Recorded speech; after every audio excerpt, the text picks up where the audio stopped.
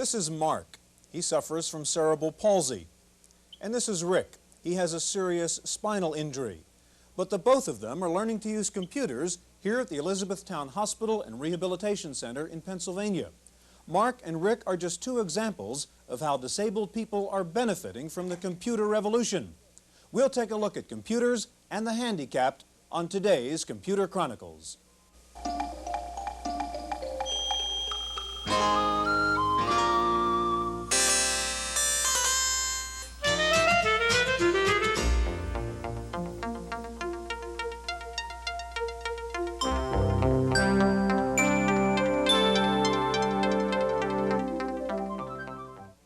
The Computer Chronicles is brought to you in part by McGraw-Hill, publishers of Popular Computing, the magazine that gives readers an understanding of the technology and applications of microcomputers and software in office, home, and classroom.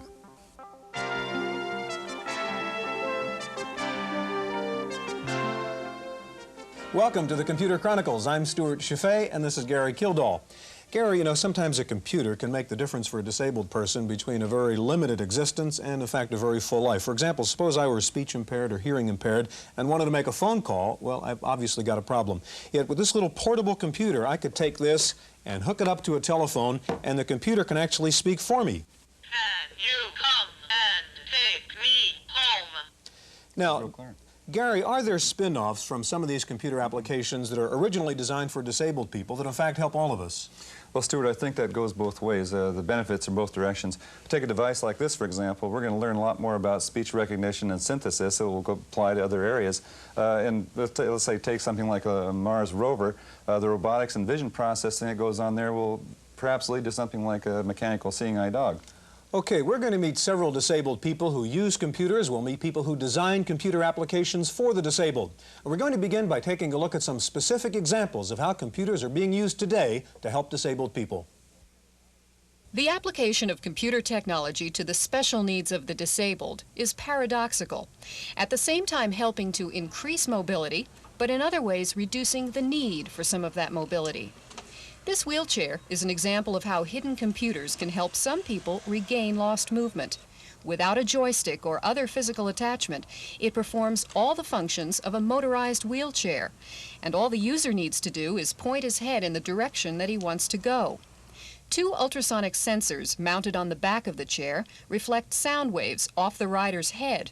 Measuring the difference in the time it takes for the waves to return to each sensor indicates to the computer whether his head is pointing left, right, or straight ahead. Offering a different kind of assistance to mobility-impaired individuals is the standard desktop microcomputer. Neither hidden nor specialized in purpose, the micro's innate characteristics make it an extraordinary tool for the disabled. The problem of interface is solved with a simple aluminum key stick. With it, the user has total control of the keyboard. This PC owner has a degree in computers and education and uses his machine mainly for programming. But it is the computer's more routine talents, word processing, communications, online databases, that play a pivotal role in expanding and simplifying his daily life.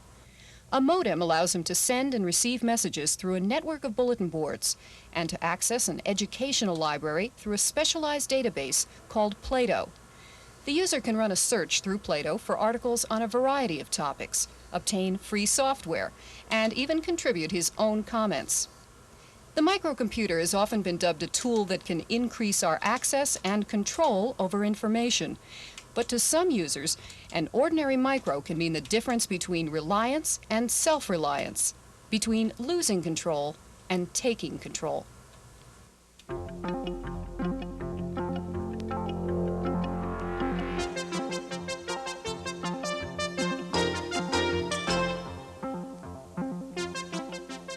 Joining us now is Peggy Barker. Peggy is a rehabilitation engineer with the Children's Hospital at Stanford.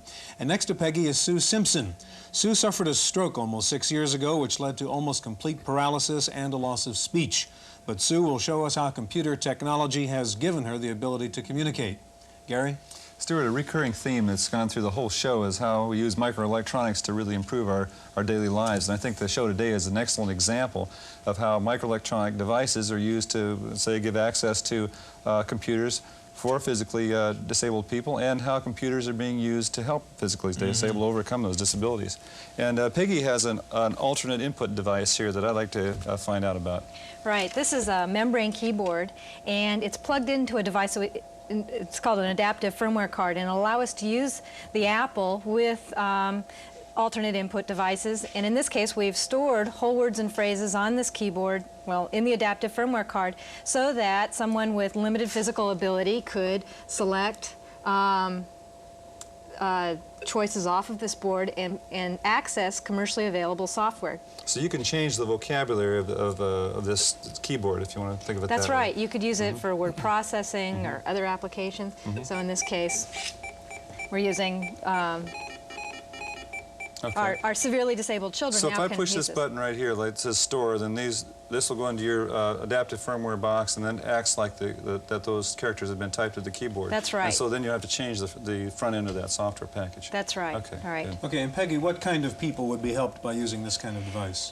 Typically, the people that I work with that use this are individuals that have cerebral palsy, and they have limited fine motor control, but good gross motor control, so that they can make selections from these keys. Typically, they might be able to access the keyboard if they have a key guard on it, where they can, weed in one figure at a time, but it's real slow. So with this, they can get, a whole word or a phrase with just one keystroke, and it's also a bigger target. We can change the size of the targets on this board, too. This We're seems not like limited to that also size. a real good way to, say, play an adventure game where one button would say north, south, pick up, drop. Right, so that's a great yeah, application. okay. Yeah. Good. Now, what about a client who doesn't even have that ability to press those buttons? How would that person use the input device? Right. For instance, if someone were not able to use their hands at all, and quite a few of my clients have good head control. Sue will demonstrate that as well.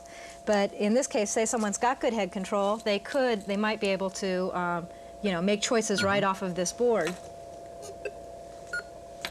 using this head one.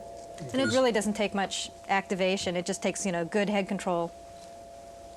Okay, we're going to talk with Sue in just a minute, so I don't want Sue to forget that we're going to find out about the fascinating device she has. I want to ask you one more thing. You have this other device, which again I take it could be used for someone who essentially couldn't even move their head the way you just did before. Right. For instance, an individual that has ALS, where they might be totally paralyzed and just have movement of their eye. They just might be able to do an eye blink. And this device is developed by Words Plus and manufactured by Words Plus, and it'll allow me to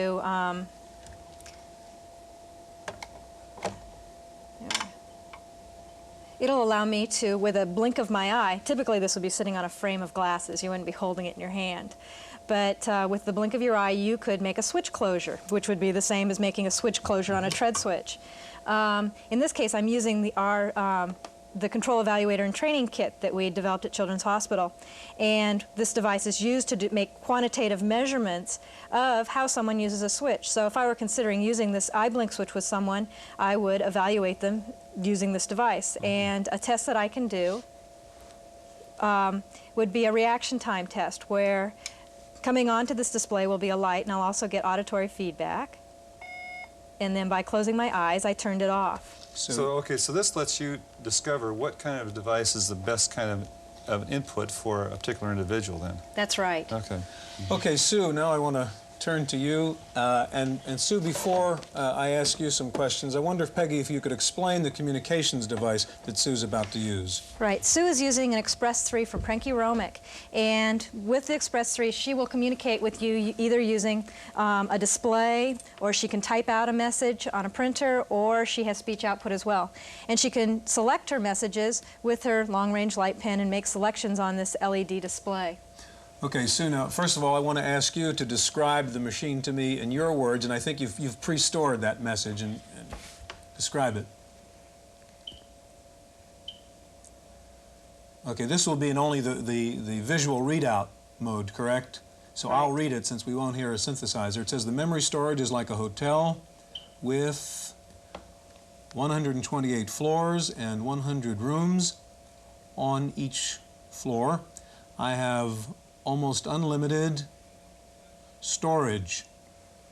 Okay, now that's a message you had put in there before, Sue. Now let's talk in real time. Suppose I just want to ask you what your name is.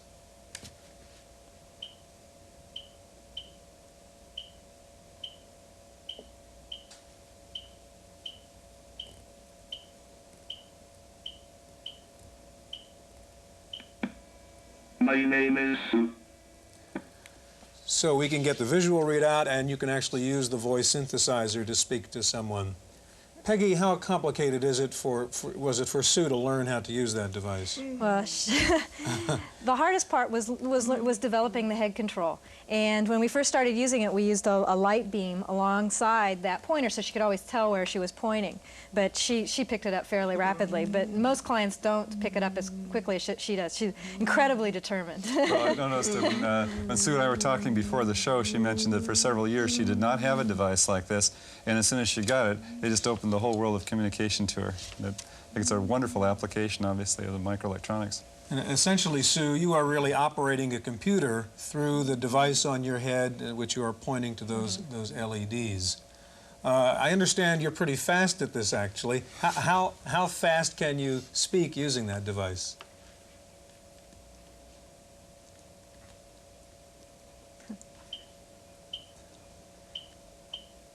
Also, Peggy, while we're reading it, Sue simply has to point in the right direction, Right. and there's no enter key or anything. No, it's just a matter of holding that position for a certain amount of time. So it's a little bit like learning to type on a typewriter, I guess, just a different mode of operation. Mm-hmm.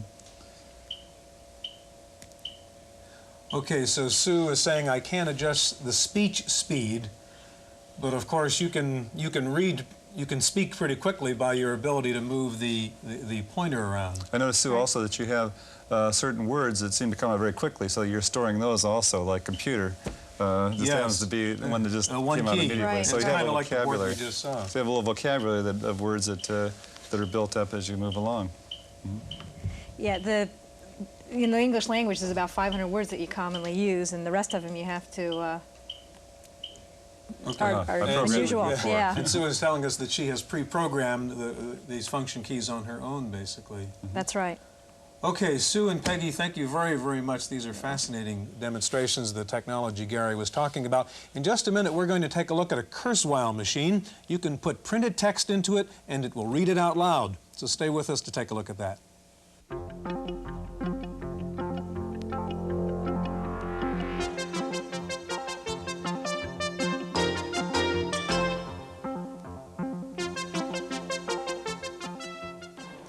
With me now is Sue Melrose. Sue is an evaluator of computer devices for a blind rehabilitation center at a VA in Palo Alto.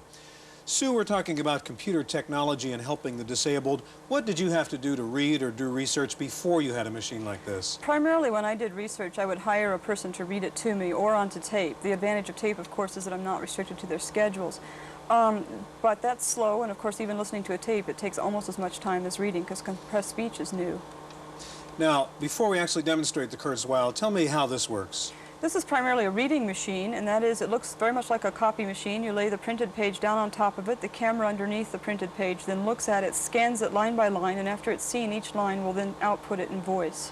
Okay, here's a sample page from a book that I'll put in the Kurzweil machine, and we'll see how it reads that page. And in just a second, Sue, you can go. Okay, I'm going to use the control panel here. These controls allow me to move the camera around, have it reread something in its memory. If I didn't understand it the first time, it'll spell the word, read punctuation. I have a lot of different controls I can ask of it. Now, this has a little bit of artificial intelligence built into it. Practice sheet 5. Yes. Selections from Fabulous Tales and Mythical Beasts by Woody Allen. Yes, in fact, I can. It will actually start reading the first few lines, not always correctly. And part of the reason for that is the first few lines it's taking to actually analyze the data. So that, for example, if it sees a letter it thinks is an A, it will start calling it an A, but if it isn't following the rules that an A follows, then it has to reanalyze it, maybe say that it's a G with the tail missing or something.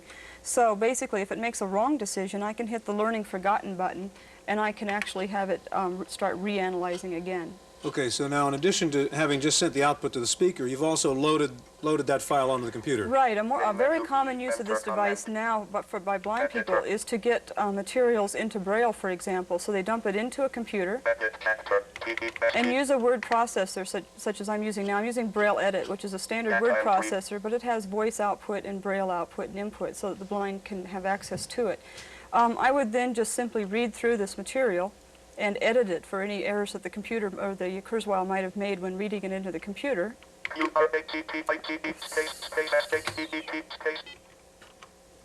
And once I've corrected it, I would actually then put it out in output in Braille, sending it out to either a hard copy Braille or a Braille terminal such as the VersaBraille so that I could read it. For example, I find that voice is very good for sitting back and reading a document, making sure the sentence syntax is correct. But when I get down to spelling errors and punctuation errors, I need to read it myself. I also use it for outputting computer manuals so that I have the documentation I need to do the evaluations. Okay, thank you very much, Sue. That's very impressive. We'll be talking some more in just a moment. The Kurzweil machine is just one example of a computer device that assists the disabled. Now we're going to take a look at a new device that is right out there on the cutting edge. Wendy Woods has a report. Shoulder. This robot began life serving as an arc welder on an assembly line. Today, it's serving the handicapped in a pioneering project by the Veterans Administration Medical Center in Palo Alto. Bob Yee is one of 125 disabled people trying it out. The robot responds to dozens of voice commands and can do just about anything a human hand and arm can do, from playing chess to picking up a water glass. Driven by a Zilog Z80-based microcomputer and a voice synthesizer, this robot is a prototype of things to come. The sorts of things that we look at are the kinds of generalized technology, general purpose tools that not just a person with disabilities would want to have to help them, but you and I might want to have in our homes to help us. The more of us that want it, the more of us that will buy equipment like this, the sooner it will get to the people that we're really working to design it for. I now have to have people feed me and do all sorts of things for me. Whereas if I had a device such as this, it would give me a lot more independence from other people. That dream of independence may soon become a reality. At least 3 companies are closely watching the hospital's progress in robotics, with plans to mass-produce robots like this very soon. Meanwhile, designers here hope to have the robot on wheels by May. Its new life as a helping hand just beginning. Bye-bye. Bye-bye, are you sure? Yes. Yes. See you later. For the Computer Chronicles, I'm Wendy Woods. Joining us now is Noel Runyon. Noel is a developer of computer products for the visually impaired, and in fact, Noel was the co-inventor of IBM's talking typewriter. Gary? I guess this is a question for Noel and Sue. I remember, well, I guess it must have been over 10 years ago, a project that I heard about. It was a vision substitution project where a camera was used and a tactile field device on a person's back would be used to sense what was on the camera. I was very intrigued by that, and I was wondering if there's where that project was and what's happened with that kind of vision substitution. Well, there are a couple of different projects like that. There are some, such as the work with Linville at Stanford, that grew into a project that made a reading machine for reading print that you could read with your finger, a large tactile vibrating image on your finger. The larger systems that go on the back or large areas of the body are in an attempt to make something that would allow you to recognize a telephone or use an immobility. Most of those systems are still in their primitive research phases, and we're not expecting anything very soon from this those. particular project, Sue? Yes, it was done at Smith's Kettlewell Institute. And for example, I tried it once, and in a half an hour I could learn to tell a teapot from a teddy bear. So as you can see, it's very primitive and not real practical. They had some hopes that they'd be able to use it on an assembly line where they had very identifiable objects coming down the line to identify what's going by. But to this point, it's still vision substitution. It's something of the future. Now, what about other devices besides cameras? There's and sonar, things of that sort. There are some mobility aids that use sonar feedback, and you can get textural cues and how far away it is, and also whether it's to your right or left so that you can zoom in on it. But again, you're not knowing what the object is, you're just getting those 3 dimensions. So do you think this is an area that needs further work and will bear fruit at some time, or just It needs a lot more work, and yes, I think it'll bear fruit. But not only is the technology needing to be developed, but also we need to know what is it that a blind person needs to learn to be able to interpret the signals, even if they were given to you. You know, things like dimensionality and things that a lot of blind people would have to learn how to interpret. It needs to be the proper kind of information, because you can end up running into a wall because you're busy trying to interpret the machine from your electronic package. And you could have heard the wall coming up. Noel, you've been working in the area of audio and assistance to visually impaired people. Perhaps you could demonstrate on the IBM what you have. What we have is a product that we've been working on called the talking tablet. And it can be used with computers. It's basically taking all of the hardware power of an IBM PC and putting it in a small portable package. And the thing uses a special technology called touch-directed audio. And it has a tablet that, if you wanted to imagine it as being like a computer screen, wherever you touch on the tablet, you would hear the corresponding speech for that information that was on the screen spoken out. And that gives you the ability to dynamically control the speech, select what information from the screen you wanted to be spoken out. And we have here a sample of this speech, because we're using what's happening now in terms of very good quality computer speech, but that's coming down in price very substantially, much the way printers is done. And we have various different things that you could type in here and get out, such as stored phrases, but we could also... Now is the time for all good computers to come to the aid of the user. Now is the time for all good computers to come to the aid of the users. I'll repeat that once. Now is the time for all good computers to come to the aid of the user. So you're basically getting your feedback instead of from the CRT in an audio mode, but you're entering data through the regular keyboard. Yes. I guess that sums it up pretty quickly, doesn't it? Okay, thank you very much for being here with us. Now, spreadsheets and adventure games and word processors, that's all very nice from computers. It helps us do some things a little bit better than we could otherwise do them before. But the kinds of applications we've been talking about on this program enable some people to do things they simply couldn't do without computer technology. Commentator Paul Schindler has some thoughts on that. You know, I can either do this expense account on paper or on a personal computer. Same thing goes for a story for my magazine. I can either do it on the computer or on this trusty portable typewriter. In fact, almost everything being done on a computer today was once done manually, and sometimes it was faster and more efficient that way.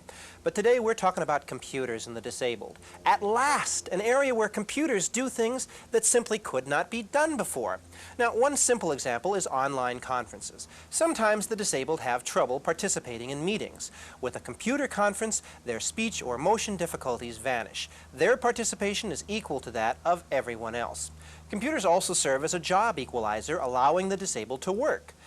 That opens opportunity for 36 million disabled Americans who, as a group, have the best attendance records. So if you hire people, hire the disabled, give them a computer and watch them rip. Now, I know a lot of you are in the computer business, and I've got a few words for you. Get with it. Sure, half the computer devices used by the disabled cost nothing extra, but that last 8% cost as much as $2,000 more, and that's your fault. So get those prices down. That's my opinion. I'm Paul Schindler.